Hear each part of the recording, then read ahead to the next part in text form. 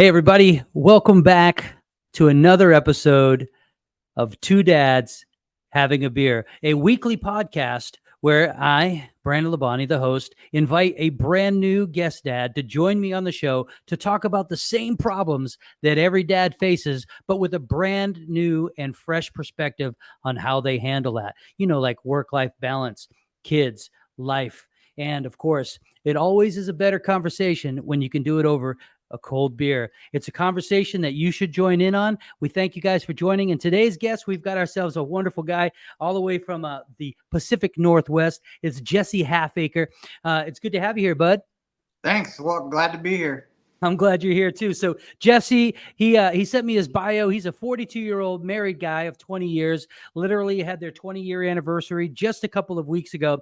They have 2 kids. And 3 dogs. It's good to have Huskies in the Pacific Northwest. It's not good to have Huskies in Florida. I think that's like animal abuse from my perspective. You have a son. He's 19 years old. He's about to finish his first year of college. Congratulations to him. And a daughter who's 15, and she's going to finish her first year as a freshman in high school. His wife is a registered nurse of 15 years. And he's a retired Navy guy. That's right. Another veteran on Two Dads Having a Beer. He spent almost 23 years in the Navy, and now he's been doing metal fabrication. He's a welder. He's an auto restorer. He works for himself out of his garage. As you can tell by the picture, he literally just told me he spends a lot of time in there. And it looks like it's one of those places that you kind of want to enjoy spending. He actually restored a Chevelle. And then in 2016, he wanted to learn how to TIG weld, and I'm sure he knows how to MIG, and he's a small guy as well. But if he can do 6G, that's what really pays. But he really wanted to start learning how to TIG weld in 2019. That's when he really started to focus on learning, and that's what led him to taking classes and shaping, and now for the last 2 years. He's been doing those additional fabrication needs on top of his welding. Ladies and gentlemen, I want to introduce you to Jesse Halfacre. Man, welcome to the show, brother. Thanks. Glad to be here. I'm glad you're here too. Right? It's always fun to have another veteran on the show. So the Navy, man, you like the white uniforms? Is that why you joined? No, it was the only guy that showed up to my high school. Well, if there's ever fate, then that was it. So anyways, this is Two Dads Having a Beer. I'm a dad.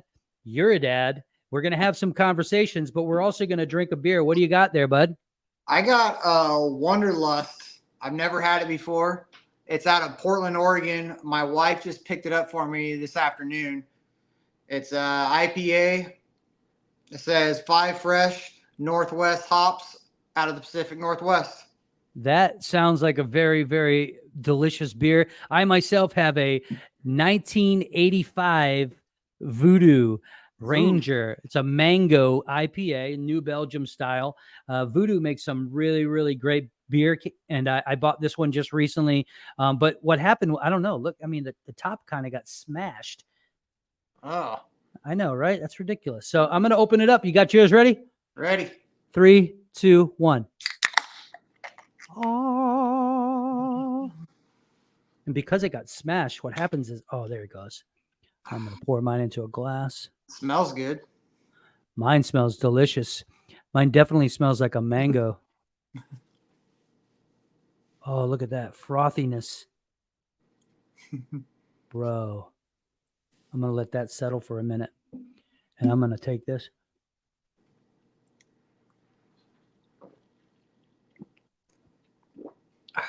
That is definitely mango. My God, Voodoo, you have done it. How's yours? Pretty good. You like IPAs? Yeah, that's what I typically drink nowadays. I started out with when I was in high school, it was Busch Light. Then I graduated to Bud Light, and then now I do IPAs. I enjoy all beer except for the dark ones. It's not that I don't like them. It's just they're hard on my belly, man. I feel like I'm bloated and I feel heavy, and they hit me hard. Same here. I don't drink darks either because that same exact thing. Something about it, man. You got to know who you are. That's just the reason why I don't drink tequila anymore. It hits you hard. So Yeah, it anyways, does. hey, we were talking about the fact that you have a couple of kids, you have a beautiful wife, and your kids are at an age where, so it's interesting. Like we've had some guests on the show where my last guest, he had a 6-month-old, right? He was getting into like the shit he's about to learn, right? Yeah. And, and now you're at a place where you have actually probably have some valid advice on situations that you've gone through, and how you handled that. So we live in a very interesting world, Jesse. How do you handle social media in your house? Realistically, Yeah, I, realistically. I I honestly don't deal with it. My wife does when it comes to the kids. This is two dads having a beer. Yeah, I typically don't even get into it when but it has been an issue. It has come up. There was one time where my daughter was getting socially harassed, Oh and man. uh there wasn't on social media, but they were like literally texting her and threatening her and stuff. And my wife got on the text messages and laid into the girl, and she's like immediately started apologizing, like, if you're gonna do it, have a backbone, and Right. Keep it just, up. yeah, or apologize to my daughter, not my wife, Right. but my son's completely different. He's got Instagram. I know he does because he follows me on there. Um, I see him post stuff once in a while, but it's mainly about baseball because he was always into baseball, Right. still into baseball, but he's just not playing anymore. But yeah, I hardly ever see him on there. He's mainly on his Xbox and stuff, and that's something that I wish I wouldn't have introduced him to so young. But when I was moving, we moved across country, and he had to leave all his friends. So I was like, Mm. all right. I introduced him to Xbox, got him Xbox Live so he could, Connect. yeah, connect with his friends back here. And at first he was like, I don't know, not really doing very good. Wasn't doing very good. Kept getting beat. Now he's on there till 3 or 4 o'clock in the morning. Jesse, you're not I telling me something I don't already know. I I I tried playing against him. Not even a year after I got in the machine, and he was just destroying me, kicking my ass. Like, I can't even play with him. So It doesn't even make it fun anymore. I mean, I looked at this no, box and I saw 1985, right? And I'm like, all right, first of all, my kids weren't alive in 1985, right? But I was, and Nintendo, like the first Atari, with the yep, stick, and like, and Commodore 64, like the first computer, and I'm like, man, I didn't have the love like yeah, Bronco, back then. Like I would rather ride my bike and go out and enjoy the neighborhood with my friends and play tag. And nowadays, I mean, it's hard to get kids away from this technology yes, and do these things that are external. So to hear that your son really loved baseball, he's still involved in it. He's just doing it a different way. yeah, yeah, and like that was baseball was like he's not a contact sport guy. We tried getting him to do everything. He would never do it. I used to do jujitsu for a while, and I took him and my daughter, and we went and got them a few lessons until we had to start. I think I got like 4 or 5 lessons for free, and then I had to start paying for it. And I was like, and every single time we were there, like they were having a blast. I was like, all right, you guys want to keep doing this? Just say yes. Right. Both of them said no. They didn't want to do it. So it is what it is. And then just recently, like 2 weeks ago, my daughter's having problems again, and my wife was like, you know what, make her go out to the garage and work with you. So I had her out here, this machine right here, is called a bead roller. Yeah, that's pretty awesome. So I had her out here practicing some stuff, and like this is a skull, I see it. a bearded skull that I'm gonna roll up. But What are you going to apply that on, by the way? Oh, what do you mean? Like, is it just going to be like wall art? Yeah, yeah. Oh, cool. See up there? Yeah, that's awesome. That's San Francisco Giants one that I did, and it was just it's just she's really into art, so my wife wanted her to get into doing metal art because I was doing metal art for a while. I did a lot of sports team signs and stuff. My favorite one is a Deftones one that just turned out killer. I That is kept that one. awesome. I kept that one for myself. Okay. But if she could get out here and she's got all this stuff to do, but she just doesn't want to do it. It's just getting somebody invested in that, creating that excitement. One of the things that I think that you're doing right, Jesse, is you're still getting them to do something that's outside of their box, right? Inevitably, something's going to click, and they're going to want to, be like, "All right, I'm going to do that again. I want to try that one more." And so that's really cool. By the way, cool artwork. So let's talk about you for a little bit when it comes to work-life balance. All right. Obviously, you're home, right? You're working from your garage. Do you have any other place that you have, equipment that you go to on a regular basis? And Nope. so tell me, how does that, I mean, your kids are all grown now, right? And for the most part, they're able to think for themselves, feed themselves, wash themselves, and get their own food if they need to, right? And so there's not really a nurturing need from the standpoint of the basic necessities. Now you're teaching them life skills and creating optimistic point of views for them to follow through on. So how did you balance that when you were in the Navy and then working? How did you balance their life and your life? It was my wife. I couldn't have done it without her. I was leaving all the time. I was gone. I was up and gone at work before they even got out of bed. So I would go to bed at 9 o'clock, 10 o'clock on a late night, and I was up at 4:30, 5 o'clock every day, and gone out the door, and I wouldn't see them until I got home off of work.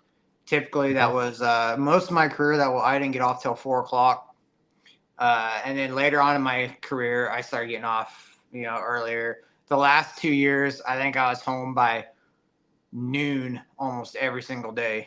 If I was there past noon, I was actually pissed off because something was going on. Something happened that shouldn't have. Yeah, but when I was at home and not deployed, that's the way it was. I would hang out with them as much as I could and still do my social activities too. Like I used to ride dirt bikes all the time until I got hurt pretty bad and had to hang that up. I did jiu-jitsu for a while, like I said, and then I got hurt and then went on deployment and didn't really get back into it after that. But yeah, my wife managed everything while I was gone. She managed all the bills. Like we go on deployment and there's people that are trying to pay their bills and trying to deal with that stuff over the internet from a ship, and it's a nightmare. I didn't have to deal with any of it because I had my wife.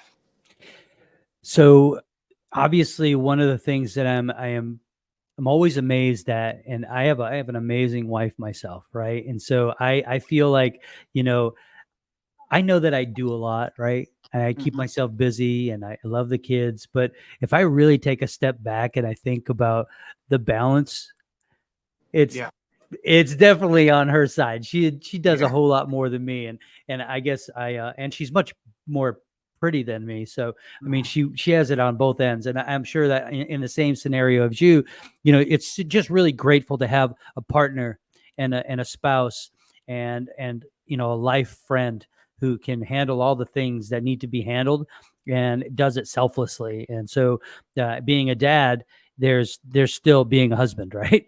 Yep. So for a lot of us dads, and so that's pretty awesome. So kudos to your wife, man. You never really told me her name. What's her name?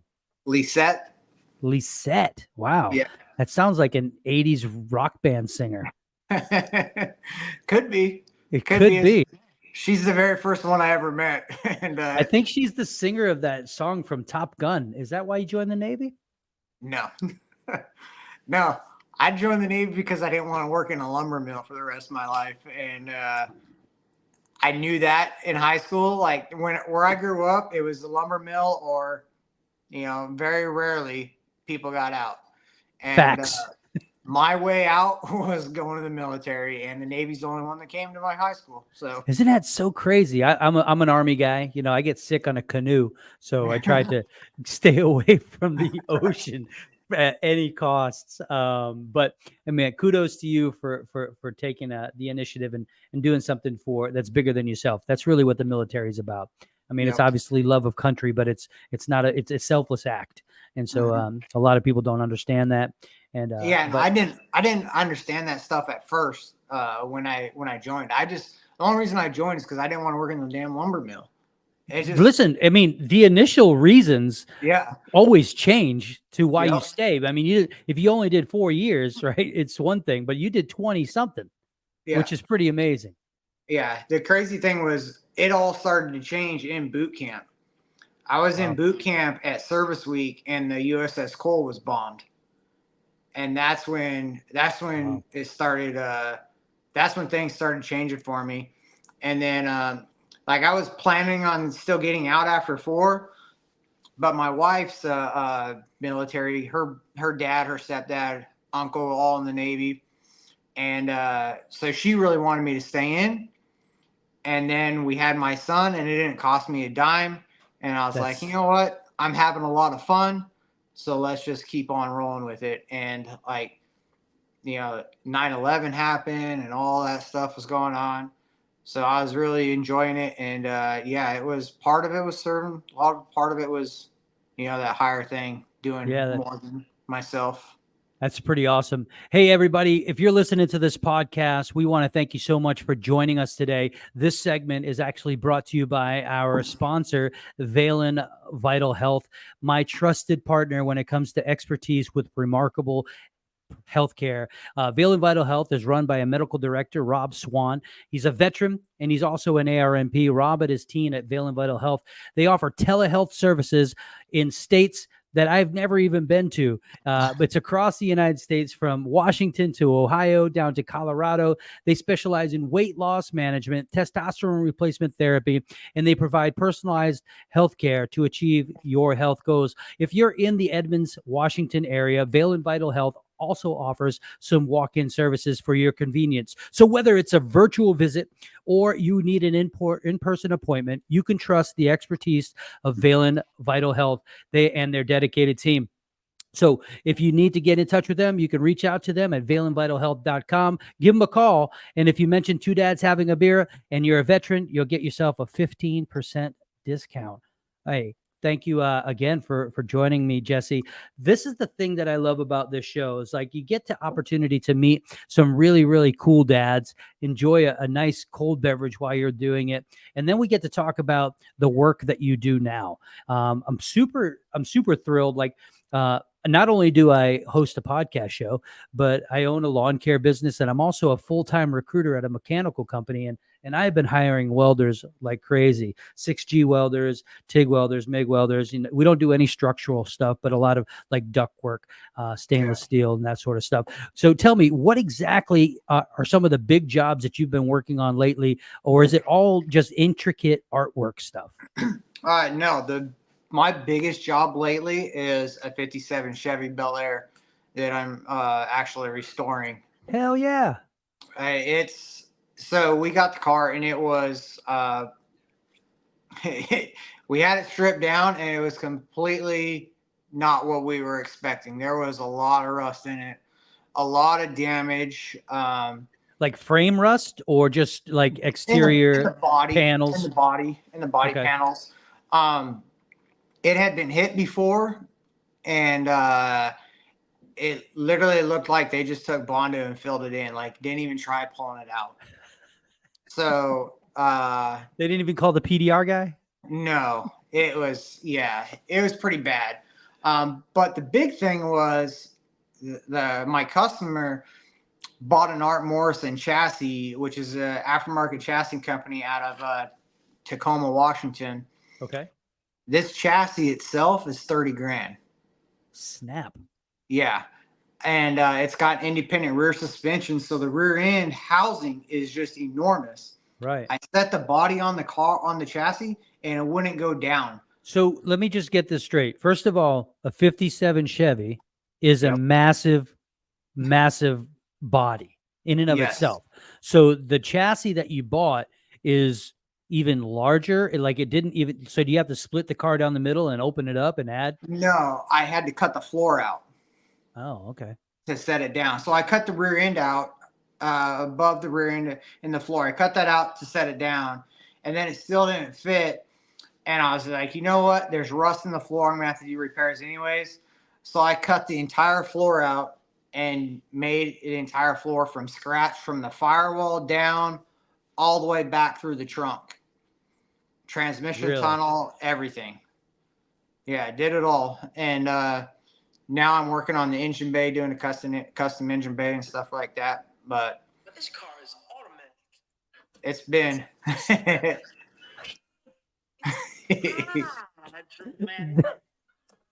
That's literally what I've been thinking about when you said.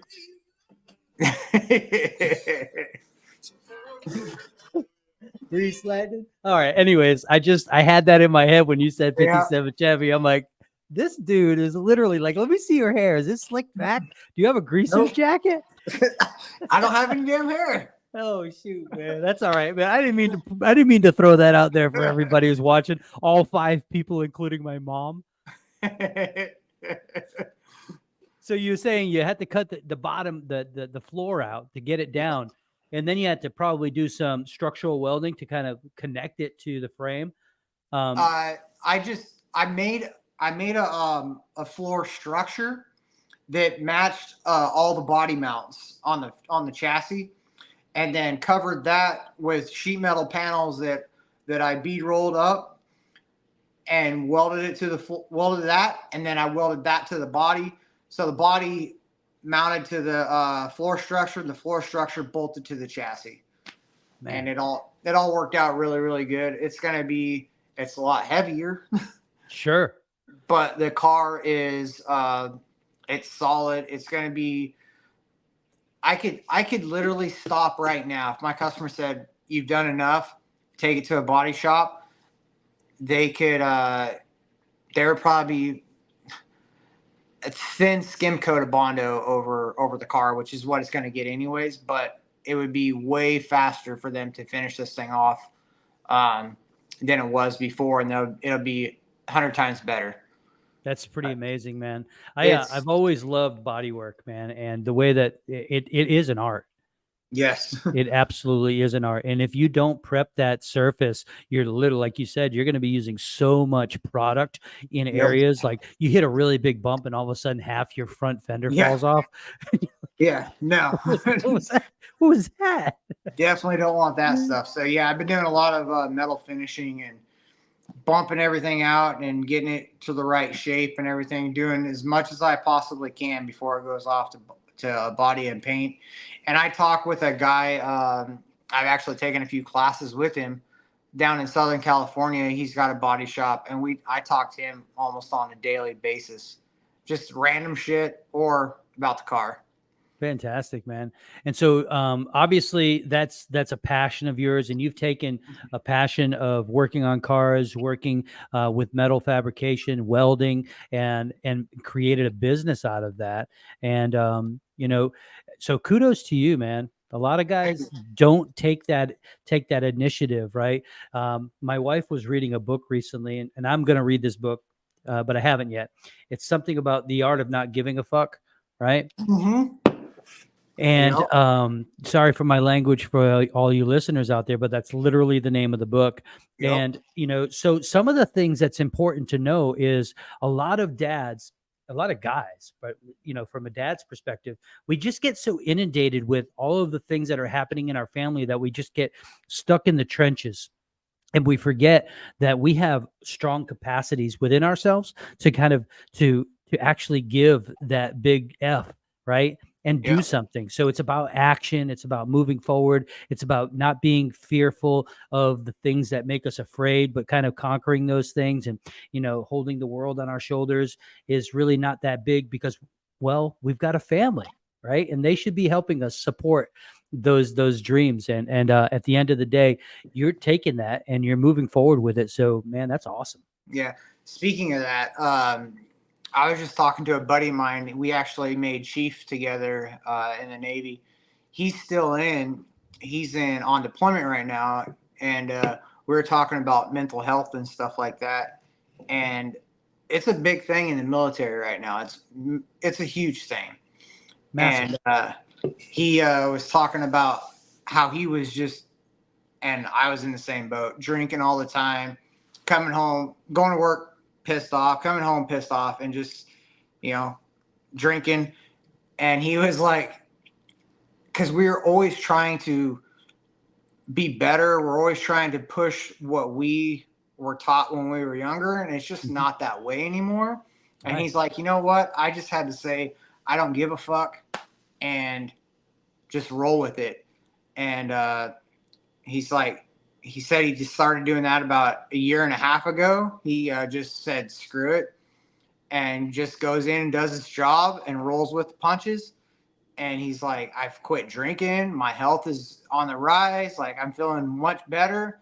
Now I'm going to go. He's like, I was going to get out. Now I'm just going to do my next tour and retire at 28, 29 years and be done with it. But the thing was for him, he's like, I just had to say, I ain't going to fix everything. Just fix what I can and just forget about the rest and just move on. Man, what a really awesome point, Jesse. Obviously, that is a mentality change, right? And Yes. having that ability to, it's really, it's using hindsight to create foresight, right? You can't control the past, but you are supposed to learn from it. And if things don't change, then you have to change. Yep. And that's the way I see it. And so the way that he is approaching those things, it's not that he doesn't care about what he's doing. He's just not going to dwell on the issues that he has no control over. Yes. And exactly.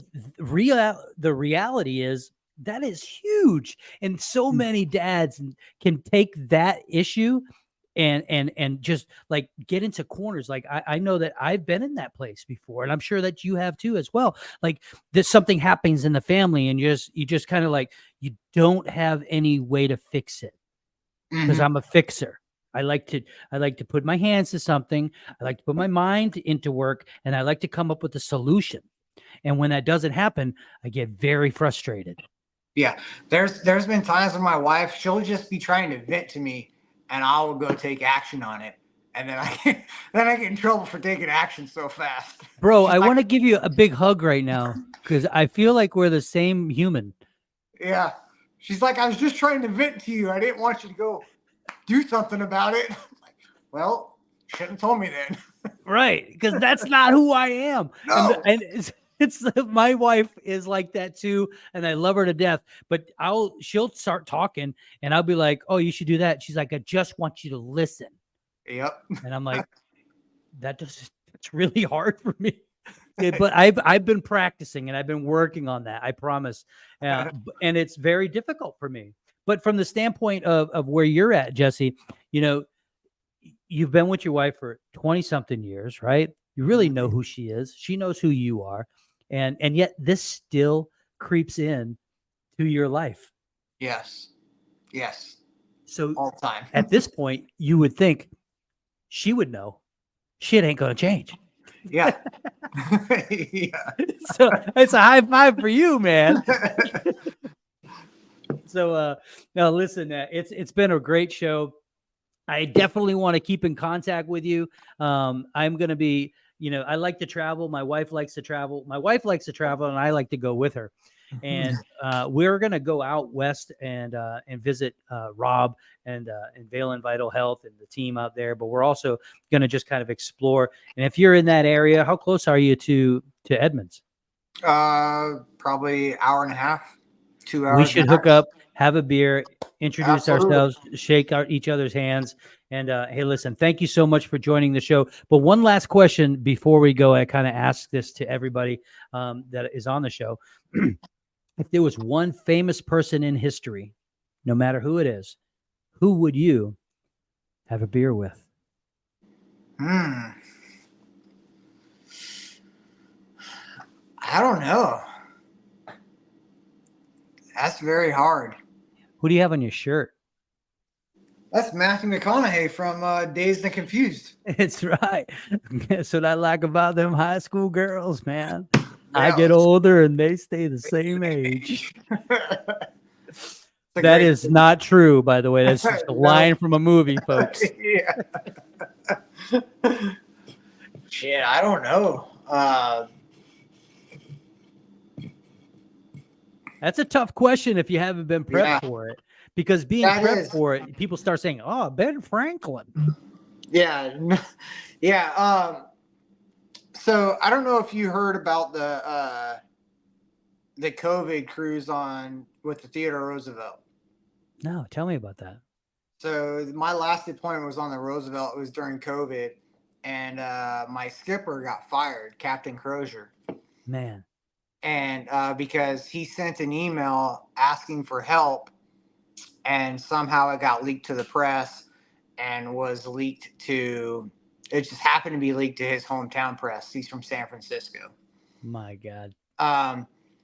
But I tell you, he was on the ship. He was our commanding officer from, I want to say it was September to March or April. September of 19 to April of 20. Okay.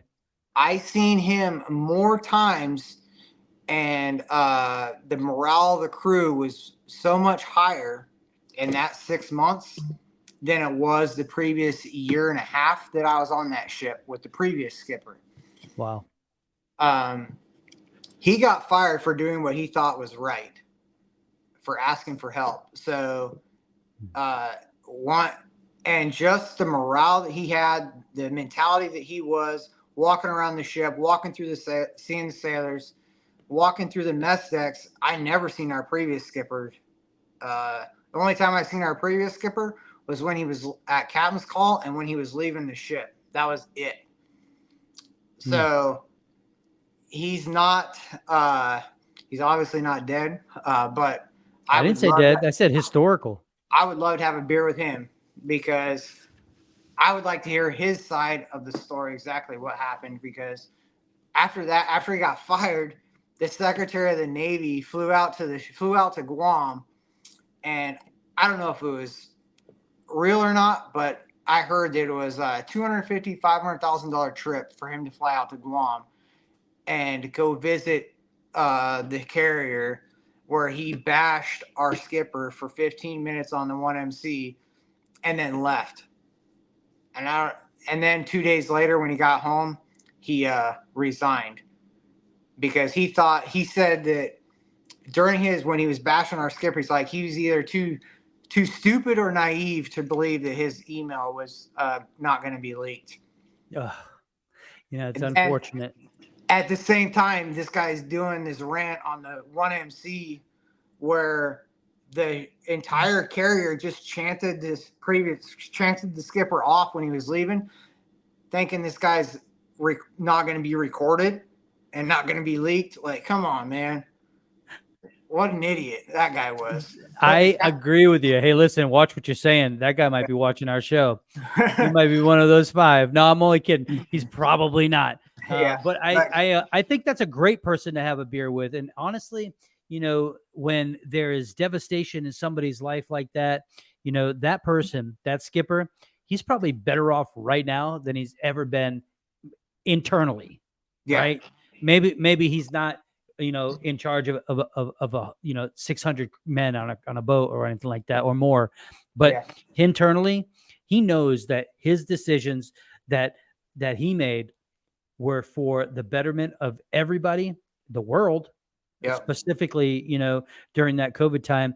But man, that's a great person. I'd love to have, if you have a beer with him, call me up. You guys are both on the show. Yeah. I'm actually reading his book right now. He got out and wrote a book. It's called Surf When You Can. And he hasn't got, I don't know if he's going to get into any of that stuff. I'm having another But one, brother. He did say that he was fired for doing what he thought was right in the intro to the book. So I'm just curious about it. I haven't got that far into it yet. I just got it, but yeah, he was one of my best skippers I ever had, and I only had him for 6 months. Well, listen, I appreciate you joining the show today. Thank you so much. Send me a link to that book. I'll put it in the description of this podcast so that anybody who's watching can get a hold of that book. We could support that skipper for the things that he did and for the life that he's lived and the lives that he's touched. And thank you so much for being a great dad. Thank you for joining me on Two Dads Having a Beer. Hey, listen, everybody, if you are watching the show right now, you can follow Jesse. What's your Instagram handle? Halfacre Fabrications. Halfacre Fabrications on Instagram, and you can get on his Instagram, follow his stuff. If he has anything for sale, you should buy it. I'm actually going to request some of him to make something for me. I definitely want my Two Dads Having a Beer emblem created somehow, and whatever that price is, I'll definitely try and cut it in half because I am a dealer and a stealer. So anyways, thank you guys for joining. Don't forget to follow, don't forget to share, and don't forget to like and get tuned for Two Dads Having a Beer, where two dads enjoy a beer and a conversation. And we thank you so much for joining us. Jesse, peace, man. You have a great one. Take care, you too. Man, this beer was good. Yeah, so was mine. Yeah, your wife did a good job, didn't she? Yes, she did. All right. See All you, right, man. bud. Talk soon. All right, see ya. Bye-bye.